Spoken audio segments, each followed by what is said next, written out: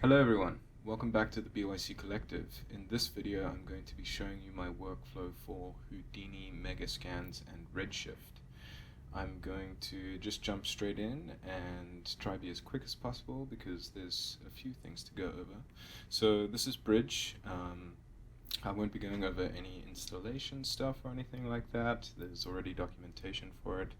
So get it downloaded. This is Bridge over here where you can browse all of the nice assets and surfaces and everything that they have. You can check out things in a little 3D view here and preview your things. So going down to local, these are the things that I have already downloaded. What we are going to do is just to show you one of the techniques that I used a lot in this image. I posted this to the Houdini subreddit and a few people wanted to know how I did this, so I said I'll make a tutorial, and this is me making the tutorial. So one of the techniques that I used in making this was essentially painting a mask and directing all of these assets a little bit. So just to dive right in and show you guys, what I'm going to do is I'm going to go to an image that I created yesterday or last night, and essentially it looks a little something like this. Nothing too fancy, really basic, but I'm going to show you the one technique here. So jumping into Houdini, this is what the scene looks like. What I'm going to do is just disable everything and jump out of our camera here. So what I did was, going back to Bridge, I took this asset and I just hit download. It gives you, your texture resolutions and the levels of detail and all of the texture maps that you want. I usually just check everything.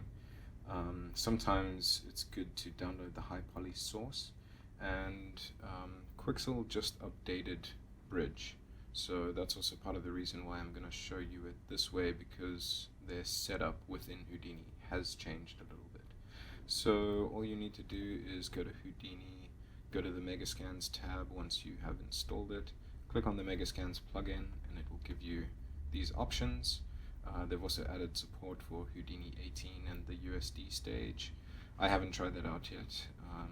You can import Mantra to the principled shader, RenderMan. I'm using Redshift, and so I'm just going to use Redshift material.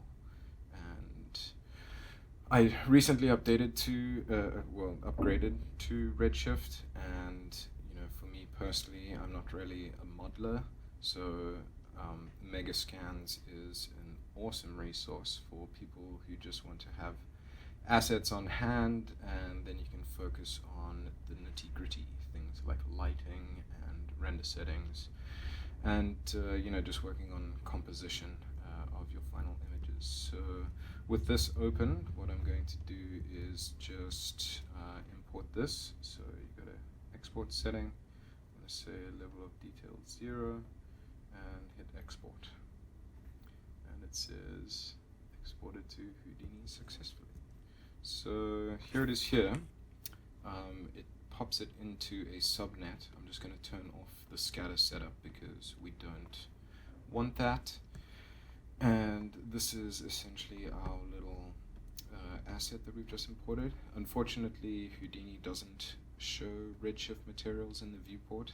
I know that there is a workaround to that so that you can see it, but for now I'm not really going to worry about that. So our camera should be in the correct place, and essentially what it does, it puts it into a subnetwork, and then inside of that, so essentially this node within this node, it's exactly the same as being in this object context. So we dive down here, we've got the asset geometry with all of the different levels of detail. Again, this is set up slightly differently. There used to be, like a source and everything, but it is a lot quicker and faster, so that's good. And then it gives you this asset material network, and here is our material already set up and plugged in and ready to go. So that's really handy. And what we are going to do now is we basically want to scatter some grass in between these rocks here. So what I'm quickly going to do, I'm just going to keep the camera. We already have the camera set up. And then what we need is a RS light dome over here. And I'm essentially just going to copy this one. But what I did was you just take your dome map. This is the one that I was using for that nighttime scene.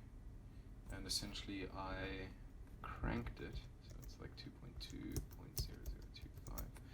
So it's basically a nighttime scene right now. So I'm just going to save, and if we go to the Redshift tab, let me actually just make sure. I'm going to delete that. And in the Redshift tab, I'm just going to hit IPR, and that will actually create new render nodes for us. So just while this is loading, I mentioned that I recently upgraded to Redshift and using Megascans because I'm not a modeler. It's nice to have an asset library on hand, and with Redshift the speed increase is just, you can't beat it. You know, the amount of hours that I spent waiting for Mantra to update and calculate displacement, etc., etc. It's just a no-brainer.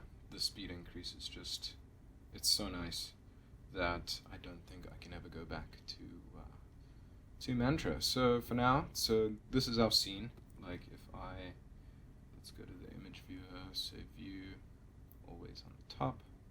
That way if I make changes, so if I take this back to 1 and 1, we'll see this is what the asset looks like. I'll just, for the sake of this, I'll just zoom out a bit so we can see the whole thing. See how nice it updates. Let's just disable enable background. So this is essentially the asset that I brought in. I have noticed that with Redshift and Houdini, sometimes, not with all of the assets, and well, especially with the previous version of Bridge, it wasn't really calculating displacement correctly.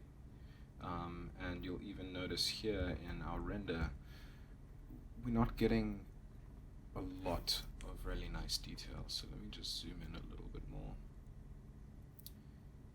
So I always find that tweaking your assets in the beginning is quite important, because it doesn't, you know, I find the closer that you get to objects, the more you really have to tweak it, because I just find it doesn't quite give you the quality that you really want. So as with anything, you need to adjust some things and make it work for you. So going into the material, I'm just going to take our normal map and let's just double that and then hit IPR update, and we should get a little bit more detail out of this. So you can see it's getting a little bit sharper, more detail is coming through, and you know, you can also do like displacement blends and all of that cool stuff. And even in here, you know, like this is your albedo or diffuse texture. I see they've got a color correct on here. I also found if you do like a change range, say I wanted this to be, you know, even more red, what I can do is, you know, old range, new range, I can just add a bit of red and a bit of color, and you know, start taking some of the edge off of the default textures and start playing around. Another really cool thing in Redshift is that it has,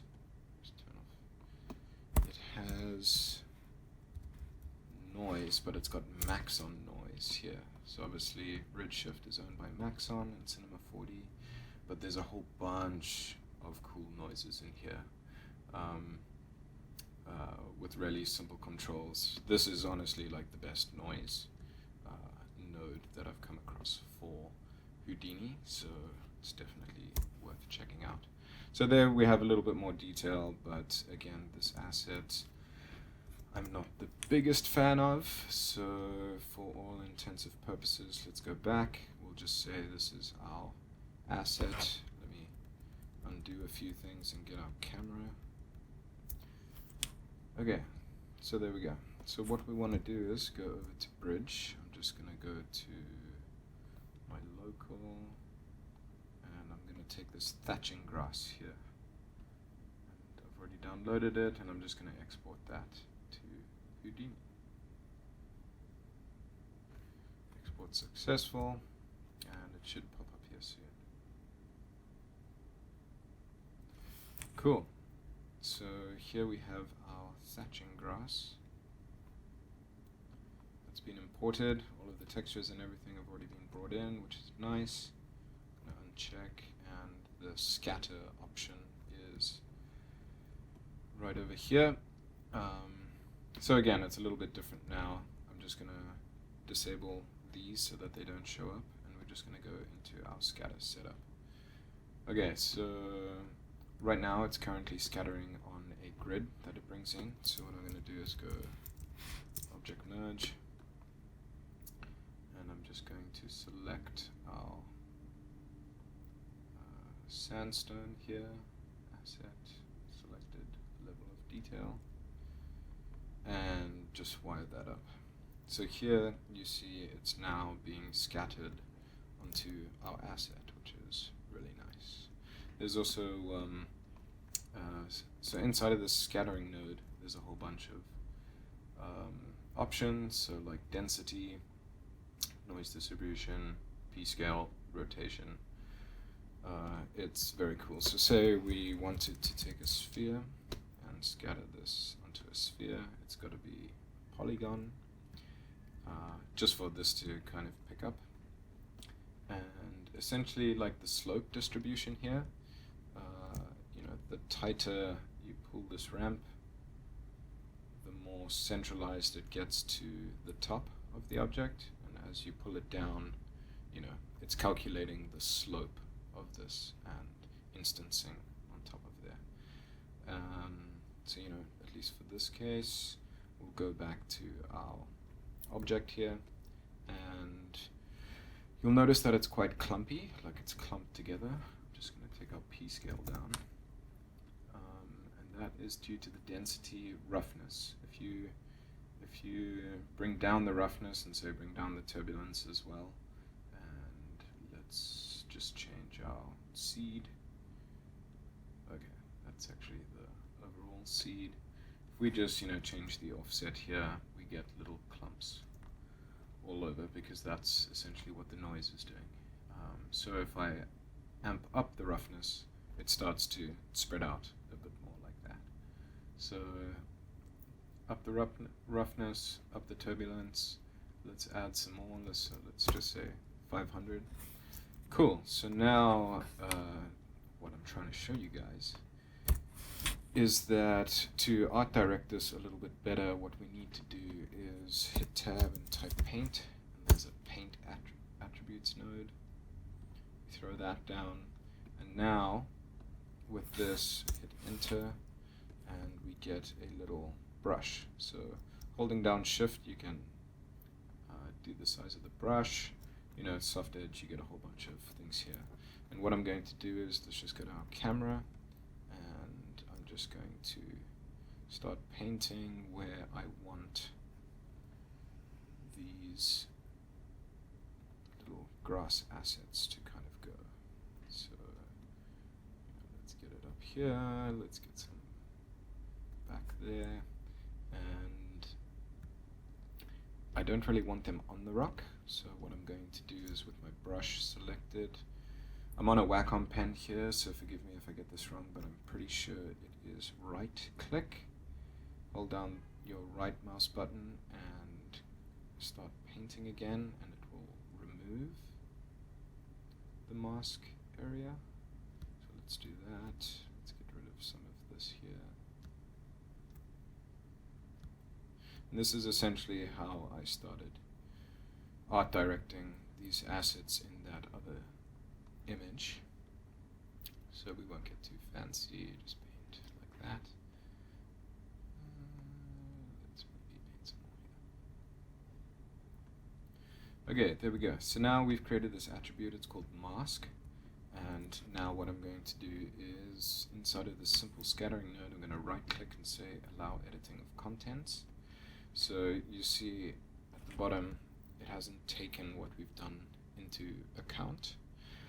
So what we need to do is we need to jump inside here. If we go down to where it says density, it's just an attribute VAB. So this is essentially the scattering tool in here. You can start manipulating things like we're doing now. So I'm going to create an @VAP, attribute VAP, and let's just call it mask density. And this is also a good little exercise for those of you who have followed on from the Houdini Everyday tutorial series on the website. I go into VAPs. This is just a nice little example of how to use it again. So inside here we don't really need anything, but we have two attributes, right? We have density, which is driving our scatter of the objects, and then we have our mask. So what I'm going to do is go bind, bring in a bind. We need two of these, so I'm going to hold down Alt, click, and drag. Now we've got two, and we need a bind export. So essentially we're bringing in two attributes. We're going to like merge them together and manipulate them, and then export it back out as density. So these two need to be density. So if you select them both, you can type density, and then this one here we need to grab our attribute called mask. And now we are going to multiply it together, and we'll take these two, wire it in, and go out mask. And you see the points automatically update. So if we go back to our setup, there, we see it here. So I find like sometimes when you jump into these nodes and around, it will only show you the points like we did there. So if you just hit this little pin icon there, now we're pinned to this viewport. So now I can jump inside, and you'll see that, you know, if I just take density and out density, it goes back in. And now we are multiplying the density by the mask. So just to jump back up, uncheck this, go to the attribute mask again. So you see like I've painted color here, and color is a representative of a value. So what that @VAP is doing, it's essentially just reading the values. Where this purple kind of color is, that's 0. Where the red and all of these other colors are, it's essentially a fall off, but you will remember, so where it's red it's 1, where it's purple it's 0, and if you multiply anything by 0 it becomes 0. You should remember that from elementary school. I only really fully understood that later because I suck at maths. Anyway, so that's essentially what this is doing. You are multiplying something by a value range of 0 and 1, and that is how you paint and start art directing these other assets. So this is essentially what I did for this scene, and I'll jump into this scene soon. So another thing that we did, what I'm going to do is, just for the ease of it, I am going to take the thatching grass that we had already done, just so that I've got it all dialed in like that. You know, what I did was adjust some of the P scale. See the mask there, you know, the scale distribution for P scale, so you get a nice variance of taller grass and shorter grass. You know, you can play with the rotation as well. There's also a secondary rotation, you know, with offset angles, so you can start rotating these guys. It would probably be on the y-axis. So you just get more random rotation, but I'm going to disable. So yeah, I just played around with like P-scale, density values. Here's the roughness, distributions, all that good stuff. So then another thing that we did was, so I'm just going to enable both of these because essentially that's what we've done. And then what I needed was a light. So we have our dome light, and then what I did was I just created essentially, all it is a platonic. I converted it to a polygon so that the polywire would work over there, and I transformed it.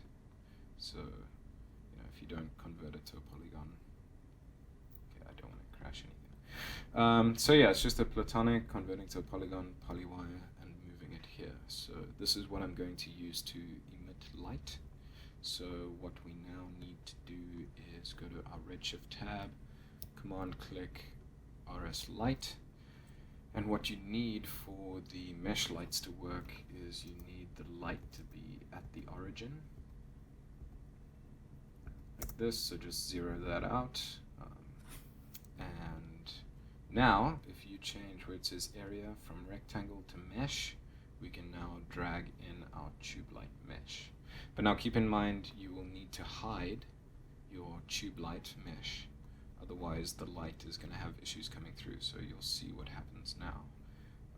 So if we just going to save and command click IPR, and it starts to generate our little scene. So I forgot to change this back to 2.2 and 0.0025. So now we have like a nighttime scene, and you can see even though our tube light is disabled, the light, our light that we created, is essentially a geometry light. So to make this look even nicer, what I'm going to do is just keep this on top, and then I'm going to disable the update so I can show you. If you go to out, we go to Redshift, go to volumetric scattering and enable volumetric scattering, and let's just hit IPR again, and you'll notice that not too much has changed, and that's because on our light, the new light that we created, you have to go down to where it says volume here and up the contribution scale. So if I up that to 0.5, you'll see we start to get a nice volumetric scatter from the light. So if I pump it up to 1, we should get a lot more scatter.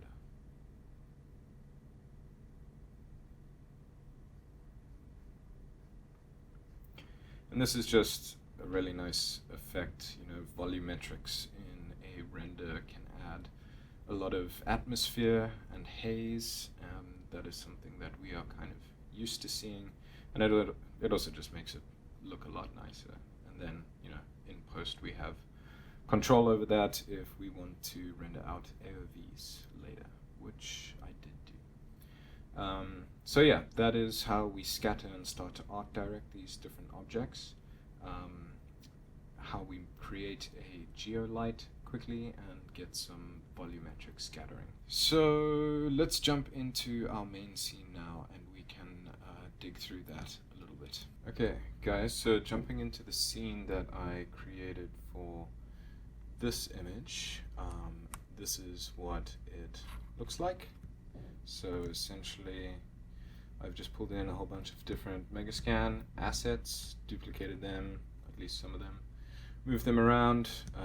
The scene isn't really to scale, which I will have to fix later, but I was just moving things around according to the camera. So let's just disable everything, disable the light box and the wire. So essentially what I did was I brought in this rock sandstone asset, this one, rock sandstone assembly, and I just duplicated it around so that I have a bit of a background. Let's see, I added this rock assembly here, which I'm pretty sure it's this one over here, red sandstone rock assembly. And let's see, I got a tree, desert rocks, that's this one here, these little cactuses things there, and that's pretty much it for the actual assets. So then just quickly I created this little lightbox geo, And inside of here, all I did was create a, let's hide everything, this little light stand. It's like a little LED light. Made one big, one small, just created like a little X formation out of it like that. I created a group for the light tubes, so you'll see where that comes into play at the end. Let's clear up some of this mess. And then I just created like this little back panel for it. Really nothing fancy. All I did was take like a line and copied, actually deleted the middle, copied these to the points and merged it over this little back panel. And then what I did was down here. And then I just created like this little stand for it. I added a little bit of procedural control to it, so you know I can change the stand height on the fly, how wide it is, that sort of thing, how many points are in the center and the middle. Pretty basic stuff. And then transformed it around, and then what I actually did was, so you'll notice that the light geometry, the geometry for the light is still there. So what I did was, this should actually, I'm just going to duplicate this. This should be out pre-blast. This is what I've been calling it. And then what I would do is I would blast out the lights and add a material. So this is just like a generic black, like metallic material. So now we have everything except for the lights. And then what I did was I created this light box over here, and inside of this I just merged in the pre-blast null that I just changed, and then I blasted the lights but set it to delete non-selected. So now I have a group with just the lights, which are right there, and that is what I use inside of my Redshift light as a mesh light there. And you'll see the contribution scale 0.5, cranking up the samples because we want that juicy good render quality. And that's pretty much the setup for this. And you know, I just wanted to give you like a brief overview of how I kind of achieved this. This took me a couple of days to really you know, play around with the composition, get the lighting and everything, and materials especially looking nice with good amount of displacement, normals, bumps, and everything like that. And you know, I had like a general idea of what I wanted, and then I started taking these other assets here from Bridge. You know, there's like the arid weed, the dead broom bush. I downloaded like a bunch of different ones. The more variation that you can add, the better. Let's just jump into here. So here you'll see this is the old kind of setup. So you used to get like a grid that it referenced from, the instance freezing, you know, the source, all the different LODs, and then we would get like this instance node here. And this is essentially what the setup would kind of look like. So again, I painted a attribute mask. Let's do that. So, you know, just looking at the camera and ghosting like the object. So it's just like, let me, you know, put some around here. And that's essentially what I did. And you'll notice here in the old one, it doesn't actually show you, it just shows you the points. So that's why, you know, I would pin the viewport. So when I jumped in here, I could actually get a live update of these things. So again, I painted a mask, I jumped inside of here, I went to the density, I added a attribute VOP, which does the same thing, multiplies the density in the mask, and outputs that as the new density. And then essentially I just did that for all of these other little ones as well. So let's see. Instance. So again, the mask is me just playing around with like different things, masking things, and adding more variation. So, you know, trying to get rid of, like you'll see here, this edge over here, like that's gonna look terrible during the render. So pretty sure I grabbed some more assets and just try to hide those kind of areas. And this was kind of what I was left with after all of that.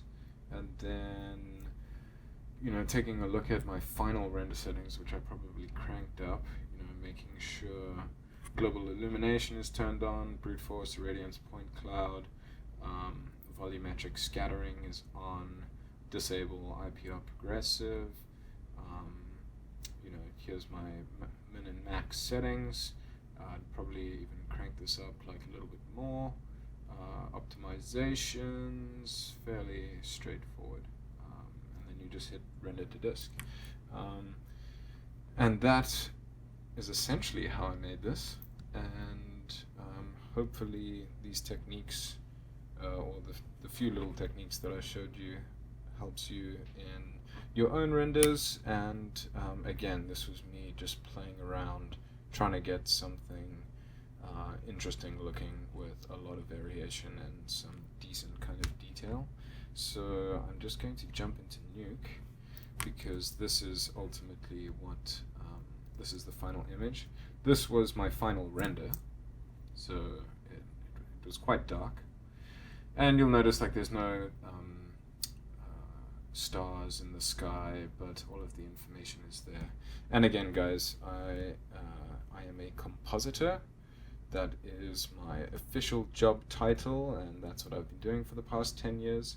I've always enjoyed 3D, and I suck at drawing, so I find using Houdini and rendering things and playing with light, that's kind of drawing and painting for me. So although I'm sure none of you have a license of Nuke because it's ridiculously expensive, I'm pretty sure achieving the same thing in After Effects should be fairly straightforward, because they also have a 3D view, like viewport and tools, such as, I just brought in the same HDRI that I was using and graded it and slammed it around a bit. So we got something like this. It's basically just the background. And then what I did was I just took an image of the Milky Way, wrapped that to a sphere as well, plugged in our camera. This is the view it gave me. Crank the grades and all of that, and this is what gets plugged in behind. And if you really want, I can definitely figure out how to do this in After Effects. I choose Nuke because it's what I'm familiar with. I do have After Effects down here, so if you really want me to figure that out and show you how to do this kind of setup within After Effects, I will reluctantly oblige, because it is something that I've been wanting to do. So I rendered this, I get the diffuse, I get the GI, reflection, I outputted all of the AOVs, look how nice that looks. All the AOVs, so that I can have all of this control within post, be it After Effects or Nuke. So, I just started painting things around, added the sky and background. Let's just crank this up a bit. Added some depth of field to the bottom portion here, obviously because my scene isn't really in scale. Got bit in there, a bit of color correction. Adding the haze back over, because I exported out the volume here. It's a bit noisy, you really need to crank your samples. Then threw a grade on it, some exponential glow, lens simulation, grain, all that good stuff, and then I tweaked it, I brought it back in, and this is essentially the same as what I posted to Instagram, just with better quality. So that was essentially my workflow using Houdini, Megascans, and Redshift. Hopefully I didn't take up too much of your time. Hopefully you got a good bit of information out of there. I can definitely do more, and I am currently doing a whole bunch more of these scenes. So probably in the next few tutorials that I do land up putting up, it would be more directed towards camera and composition and lighting and, some of the thought process that I kind of go through. So, without further ado, I think I will wrap up. I hope you guys are staying well.